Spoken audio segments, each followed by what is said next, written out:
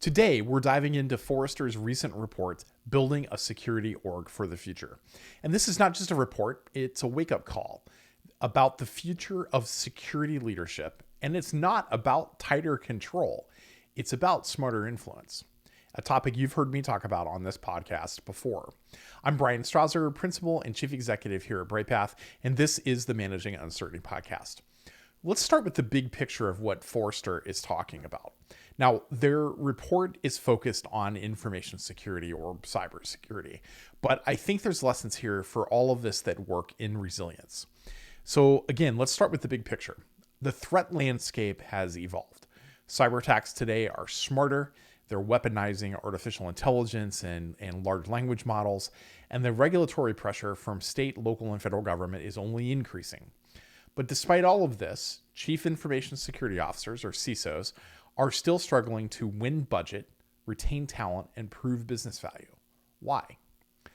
We believe because too many security organizations are still being seen as technical problem solvers rather than strategic enablers.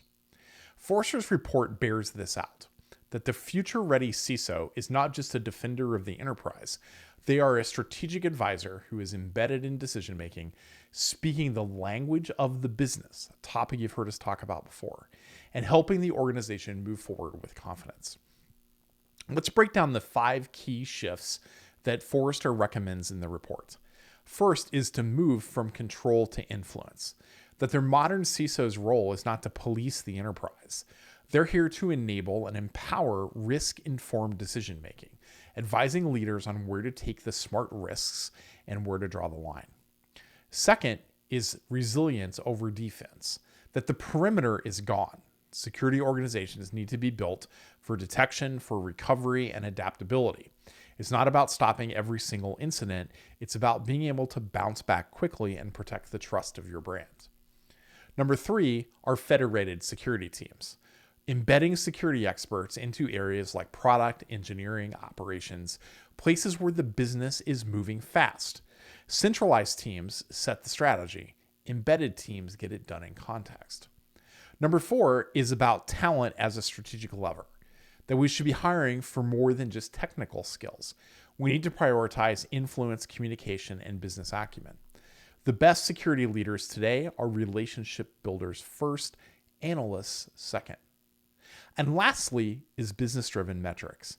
Drop the firewall logs. Instead, show how security enables availability and uptime, how it supports customer trust and avoids reputational risk. Speak the language that your executives and your board understands. So here's a common question that I get from clients along these lines, which is knowing all of these things, how do I win the budget that I need to do the strategies that I know are the right approach?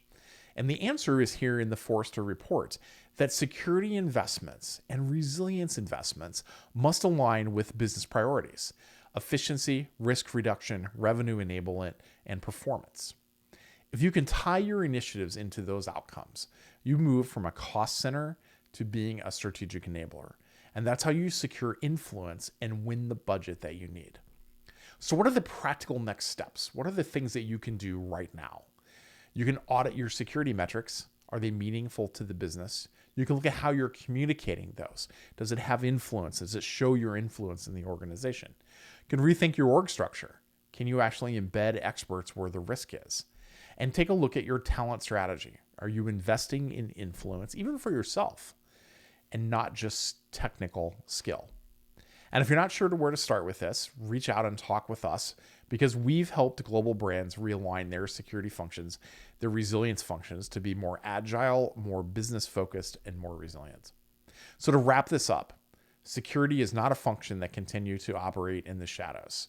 It must be front and center with business strategy, and that means building influence, aligning to outcomes, and transforming your team into a high-performing partner for the enterprise. You can read the full Forrester report for deeper insights, but if you take away one thing, let it be this: that security leadership is not about control, it's about credibility and influence. That's it for this edition of the Managing Uncertainty podcast. I'll be back next week with another new episode. Be well. Thanks for watching our video. To learn more about how to manage uncertainty and disruption in your organization, be sure to like, follow, and subscribe to our video channel. And here are a few more videos that we've selected that will help you learn more about business continuity, crisis management, and crisis communications.